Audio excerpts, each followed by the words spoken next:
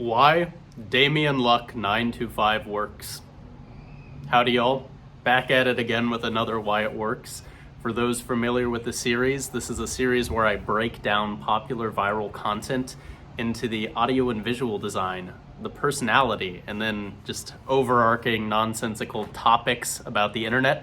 Today we're going to be talking about the man, the myth, the legend, the recent viral success, Damian Luck, also known as Fulcrum, also known as, someone out in Yodieland, the CEO of Blinkertons. There's many, many names and repeating catchphrases that Damien has, and I'm going to do a quick analysis and breakdown as to why he is blowing up, why I foresee an increased blow up. In the past, I think it's 5 months, he's gone from realistically, I think it was sub 1,000 YouTube subscribers all the way to what is now approaching 200,000 by the time of this video.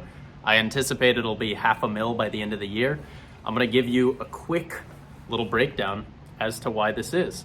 So to start off with the audio and visual design, effectively, there isn't a lot here. It is simple. It is a GoPro camera and him.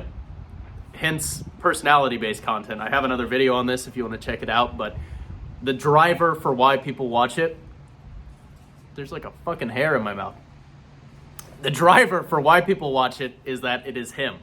It is, he's chill, he's vibing. We'll talk about that in the personality section, but the only major thing that has changed is an upgrade from, a phone to a GoPro so he can emulate, the live stream style, kind of like stream style, Ice Poseidon, kind of just walking around in public style filming. I think that minor upgrade actually did help quite a bit. But it does still prove it is just really lo-fi production, pretty much just him.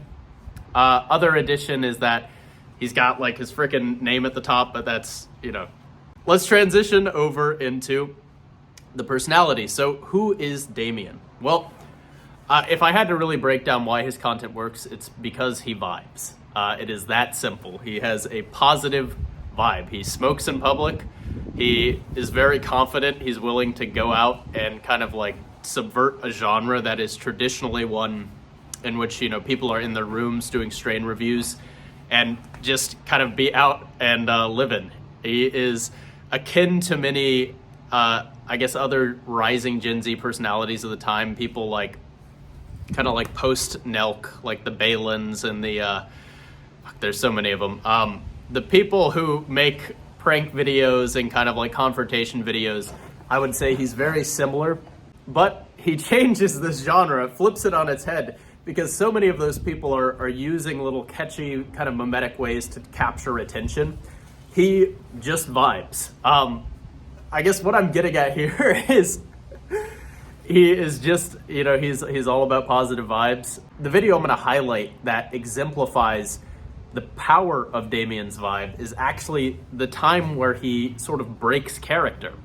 Effectively, he is in a gas station in this video and he's confronted by just some random dude who's upset that he's filming a video in the gas station. And at first he starts to ignore them. Then they're like, oh, I came at you all polite. And in that moment, he kind of loses his cool. Came at you polite. I don't know you. I don't know you, bro. Yeah, I don't know you, goofy.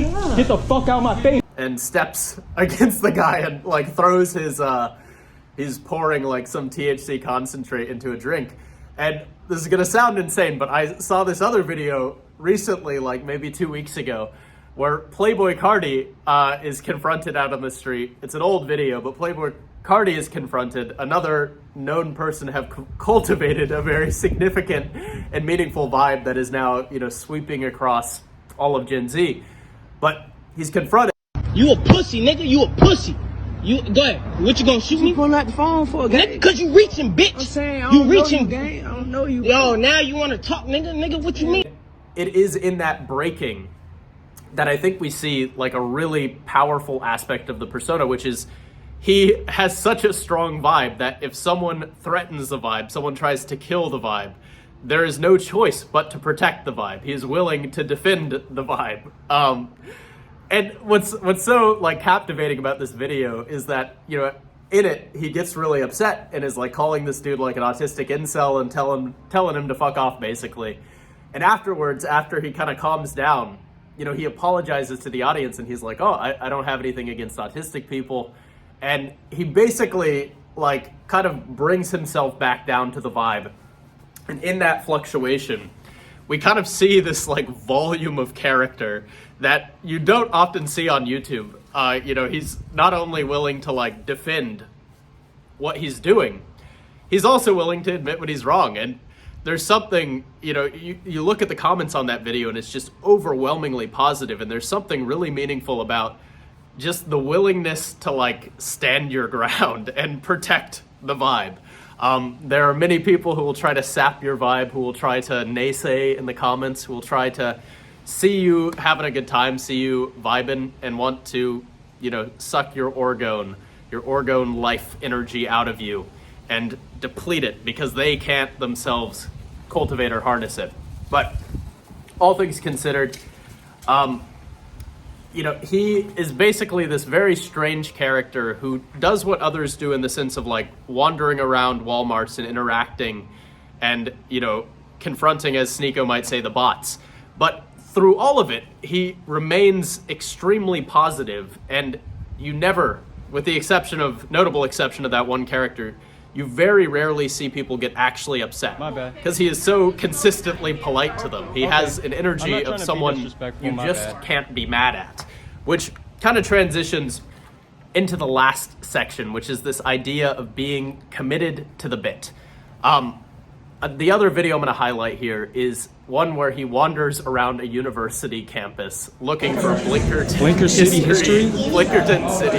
Is this Blinker class. City He goes history? into a bunch of different classrooms, basically asks random people like, oh, is this Blinker City history?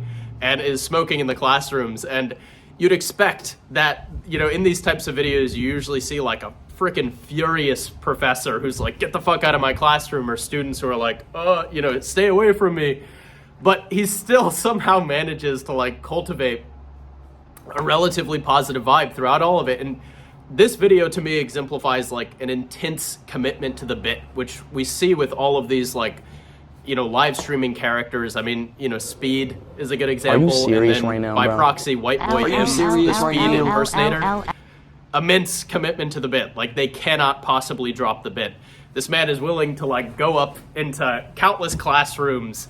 He'll just like re-enter them to do the catchphrase. Fulcrum, come in. Yeah, Yodie gang, you feel me? Does it go much further than that? Which is another point, which is like the litany of catchphrases and repeated, you know, little meme phrases. The Fulcrum power up. I have so many of them. Yodieland, Blinkertons. I'm missing some of them. I'll just play some of them here. Fulcrum, come in. Yeah, Yodie gang, you feel me? Need I say more? Baited than a hoe, baited than a hoe, baited than a hoe, baited than a hoe, baited than a hoe. Need I say more?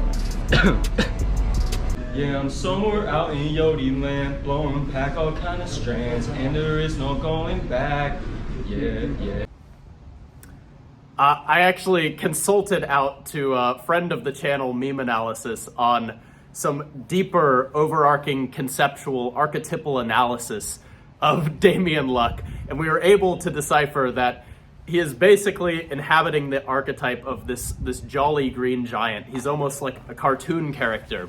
He lives in a perpetual state of catchphrases. He exists in Yodieland, a mythical, another world, completely different than those who have no vibe. He is so committed that he is basically like, you know, inside of the wide web of the internet and all of these mimetic currents and influencers vying for, you know, your attention. People who effectively are able to harness archetypes and truly exist as like an exalted, very lovable character are those who will succeed. You know, to contrast someone like Speed and him, Speed is far more like jester-like. He's much more of like a trickster. He's constantly very ADHD and kind of like all over the place and acting like crazy. Versus Damien, where the jolly green giant in my mind is like, the green is kind of the you know, the influence of the weed, but it's someone who he's just in his own world vibing, and he's taken this parasocial apparatus here and allowed us to enter Yodieland with him. Overall, I just gotta say, the content is very captivating. It's worth a watch. I think creators like this, these like very unique personas, are, you know, fascinating instances of how, you know, digital culture archetypes are manifesting nowadays. Let me see if I missed anything else. It is what it is. You feel me? Does it go much further than that?